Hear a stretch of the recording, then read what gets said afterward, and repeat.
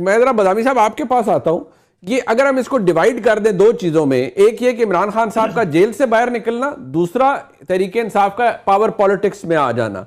सो अगर हम पहले मरहले पर आए और जो नुकसान हुआ है जमात का या इमरान खान साहब का, कोई रास्ता क्यों नहीं निकलता हुआ नजर आ रहा आपको? आप हर चीज देखिए, अभी चौधरी साहब ने हमें एजुकेट किया, हमारे नाज़रीन को भी, कि माजी में भी बड़ी तलखियां थी सियासतदानों में, एस्टेब्लिशमेंट में, रास्ते निकल आए, लेकिन यहां 2.5 साल के बाद भी नहीं निकला। बिस्मिल्लाहिर्रहमानिर्रहीम। देखिए, एक तो ये जो आपने बात की ना, इस चीज़ की रियलाइजेशन बहुत ज़रूरी है मुस्तकबिल के हालात का बेहतर तजिया करने के लिए। अक्सर लोग इन दो चीज़ों को ही कंफ्यूज कर देते हैं और इस दो को एक बनाकर पेश करते हैं। ये दो एक नहीं है, ये दो बिल्कुल अलग अलग चीज़ें हैं, which very rightly pointed out. के उनकी जमात के लिए मुश्किलात का आसान होना, चीज़ों का बेहतर होना और इख्तिदार में आना, ये तो बिल्कुल अलग चीज़ें। पहला मरहला मुकम्मल उबूर होगा तो दूसरा मरहला आएगा। मेरी राय में ऐसा बिल्कुल नहीं होने जा रहा। अभी तो पहले मरहले से ही दूर है मेरे ख्याल से तो, लेकिन ये बिल्कुल नहीं होने जा रहा कि जब हालात में तब्दीली आएगी भी तो फौरन से इख्तिदार वाले मरहले के करीब पहुंच जाएगी पीटीआई। पहला मरहला उबूर होने के बाद ये दूसरा मरहला आएगा। हो क्यों नहीं पा रहा? मुझे ऐसा लगता है कि देखिए, बसत एहतराम, सोशल मीडिया, जलसे की जबान, जलसे का नैरेटिव कुछ और होता है, रियल पॉलिटिक्स कुछ और होती है, पॉपुलर पॉलिटिक्स भी कुछ और होती है, रियल पॉलिटिक्स कुछ और होती है। ये कहते हैं ना तो हमारे साथी हमें कहते हैं, ओ जी इसका मतलब क्या है? इसका मतलब आप ये कह रहे हैं कि बेगैरत बन जाएं, इसका मतलब ये कि इनके आगे लेट जाएं, इसका मतलब है कि सरनिगू कर जाएं। नहीं नहीं, ऐसा बिल्कुल ना करें। लेकिन कुछ एक रियल पॉलिटिक्स भी होती है भाई। आपने ये भी तो आपने किया ना, और इसको आपने बेगैरती तो नहीं जाना, और हम भी नहीं समझते कि बेगैरती थी, कि जिसको आपने कहा कि पंजाब का सबसे बड़ा डाकू है ये, उसको आपने पंजाब पाकिस्तान के सबसे बड़े ऐवान की सबसे बड़ी पोजीशन पे बिठाया ना आपने। क्यों किया आपने? जिसको आपने कहा कि जी आफ्ताब शेरपा हो तो सबसे बड़ा डाकू है और वो पता नहीं करप्ट है, उसको आपने काबीना में शामिल किया था ना। तो ये क्या था फिर? ये आपने अपनी सियासी मसलियतों के लिए चीजों को एडजस्ट किया ना, बस वही मेरी भी राय है कि इस वजह से पीटीआई का रास्ता नहीं निकल रहा, कि कुछ हवालों से पाकिस्तान तहरीक इंसाफ पॉपुलर नैरेटिव पे खड़ी है, रियल पॉलिटिक्स के करीब नहीं आ रही। जो कि क्या है? जो कि यह है कि बहरहाल आपका बदतरीन सियासी मुखालिफ हो, नवाज शरीफ या पीएमएलएन या आसिफ जरदारी और पीपल्स पार्टी, ये एक सियासी बिरादरी है और इस मुल्क का एक मसला, सियासी बिरादरी का मसला इस मुल्क के इदारों के साथ है। तो सियासी बिरादरी को कुछ चीजों पर एक होना पड़ेगा अगर मसला हल करना है। खान साहब उस पर ही आने को तैयार नहीं है। बदकिस्मती से वजीर आजम थे तब भी नहीं बैठते थे साथ, और आज भी नहीं। तो मेरा ख्याल है अगर कहीं रास्ता निकलना है तो पहले यहां से निकलना है कि खान साहब को कुछ अपनी पोजीशन से थोड़ा सा पीछे हटना पड़ेगा, तो ही फिर जो है वो मौजूदा सियासी क़यादत से पहले स्टेज में और फिर एस्टेब्लिशमेंट से कुछ रास्ता खुलेगा, वरना स्टेटस को बरकरार रहेगा। अच्छा, ये बदामी साहब जो अभी आपने फरमाया है, चौधरी साहब सर, आपने सबसे पहले यही बात फरमाई कि पोजीशन बेहतर करनी पड़ेगी। अब आज ये इजलास होगा पीटीआई की मुज़ाकराती कमेटी का, वो कहते हैं जी अब शायद उनकी पूरी तवज्जो जो है वो अपोजिशन के ग्रैंड अलायंस पर होगी। सर, वो हो सकता है, और अगर हो तो उससे इस एस्टेब्लिशमेंट, इस हुकूमत को कोई फर्क पड़ेगा?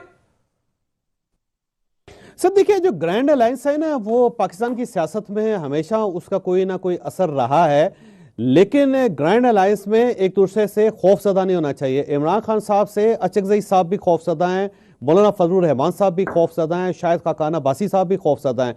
कोई शख्स भी इमरान खान साहब के ऊपर ट्रस्ट करने के लिए तैयार नहीं है, क्योंकि अगर आप इमरान खान साहब का दौर देख लें तो मौलाना फजलुर रहमान साहब के साथ उन्होंने क्या क्या नहीं किया था, महमूद अचकजई साहब के साथ उन्होंने क्या क्या नहीं किया था। वो कंटेनर के ऊपर चढ़ के उनकी नकलें उतारते थे।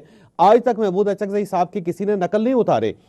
फिर शायद खाकान अब्बासी साहब को उन्होंने गिरफ्तार करके जेल में उस सेल में फेंका था जिसमें सर्दी में वो नीचे सोते थे, और वो बार बार ये कहते थे मेरा जो केस है वो कैमरास लगा के पूरी दुनिया को दिखाओ कि मैंने क्या किया है, और इमरान खान साहब की तरफ से क्या क्या नहीं कहा जाता था उनके बारे में।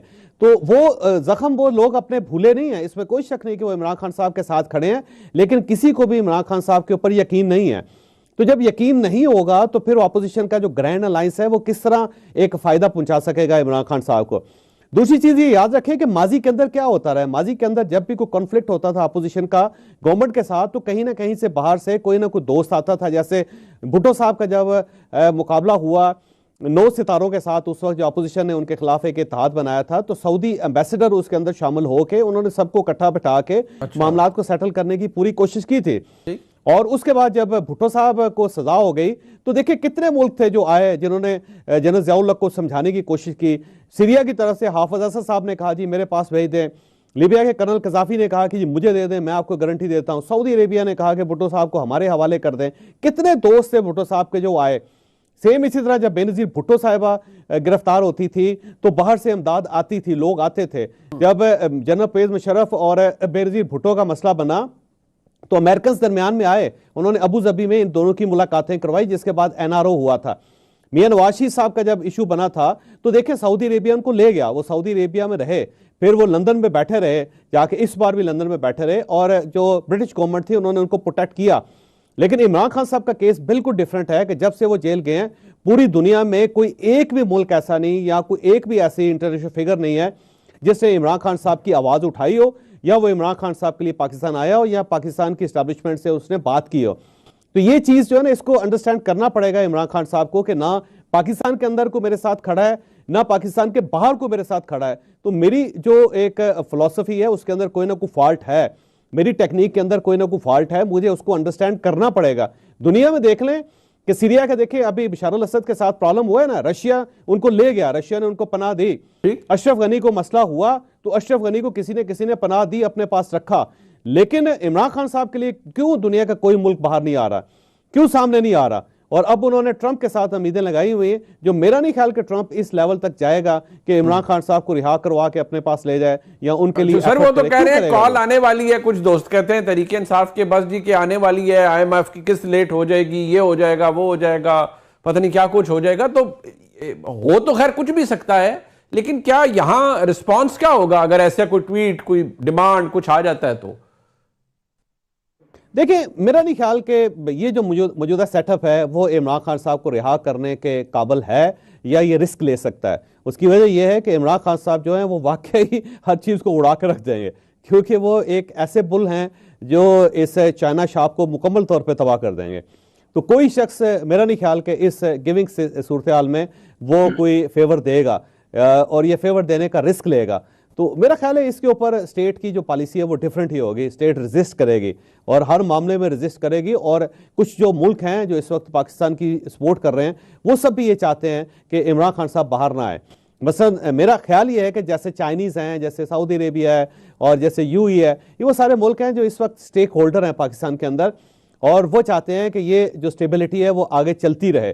उन्हें पता है कि जब इमरान खान साहब बाहर आएंगे तो क्या होगा इस मुल्क के अंदर, और जो उनकी इन्वेस्टमेंट्स है यहाँ पे उनके साथ क्या होगा।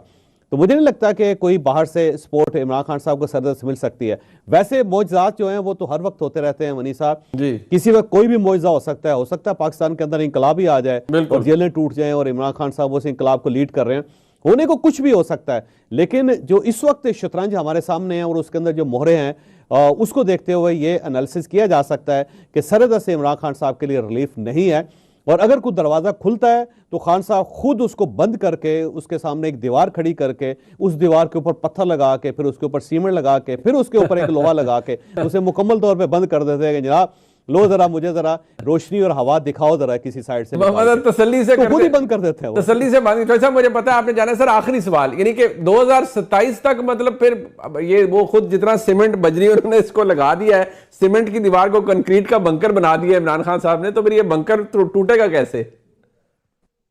सर देखिए जब गोरा है ना सब कॉन्टिनेंट में, तो मरीज साहब उसने सिर्फ एक फार्मूला बनाया था और ये हमारा जो पूरा सेटअप है सिर्फ उस फार्मूले पे चल रहा है। वो formula let him tied first. ये थकाता है सिस्टम हमेशा, और जब तक आदमी के अंदर एनर्जी रहती है ये सिस्टम उसके साथ लड़ता रहता है, और जब वो थक जाता है तो फिर उसके बाद उसके साथ डील की जाती है। मुझे लगता है ये जो मौजूदा सेटअप है ये इमरान खान को थका रहा है, उनके सारे जो ऑप्शंस हैं उसको एग्जॉस्ट कर रहा है कि जनाब आपने ये तोप चलानी है, आप ये भी चलाना है। जब इमरान खान साहब के पास सारा असलहा खत्म हो जाएगा और वो चुप करके बैठ जाएंगे तो फिर हो सकता है उनके साथ निगोशिएट करके उनको अच्छा बच्चा बना के दोबारा सिस्टम के अंदर लाया जाए। उसकी बुनियादी वजह यह है कि इमरान खान साहब के पास पॉपुलैरिटी है, इमरान खान साहब के पास वोट बैंक है, तो स्टेट नहीं चाहती कि इतना पॉपुलर लीडर जो है उसको मुकम्मल तौर पे फारिग कर दिया जाए या उसको खत्म कर दिया जाए, इस लिहाज से पॉलिटिकली खत्म कर दिया जाए। तो स्टेट चाहती है कि ये कायम रहे, और अगर स्टेट ना चाहती होती तो आज सूरत हाल मुख्तलिफ होती। तो मुझे लगता है कि सिर्फ उनको ट्रिम किया जा रहा है, उनको थकाया जा रहा है, और कुछ रियलिटीज हैं जो उनको साबित की जा रही है कि भाई साहब अगर आपने पॉलिटिक्स करनी है तो ये सिस्टम है, ये तरीका है, इसके अलावा कोई तरीका अवेलेबल नहीं है। तो जब खान साहब इसको अंडरस्टैंड कर जाएंगे तो फिर हो सकता है कि उनकी गुंजाइश पैदा हो जाए। बहुत उम्मीदें हैं, बहुत तहरीक इंसाफ की जो हमदर्द कुछ लोग हैं वो अमेरिका के अंदर भी बड़ी कोशिशें कर रहे हैं, मतलब लिटरली अगर तो हालत ये आ गई है कि शिकायतें लग रही होती हैं कि देखें पाकिस्तान में ये हो गया वो हो गया। इसका नतीजा या डिविडेंड तरीके इंसाफ को मिलता है या नहीं, that is yet to be seen. लेकिन कुछ चीजों का ब्लो बैक भी आता है ना, बैकलैश भी आता है जमात के ऊपर, लीडरशिप के ऊपर। वो तरीके इंसाफ को फर्क पड़ेगा या नहीं? बस ठीक है, एक एफर्ट है, चल गई तो चल गई, लेकिन नुकसान कोई नहीं है जो यूएसए में हो रहा है या कुछ जो उनका हिमायत याफ्ता डायस्पोरा कर रहा है।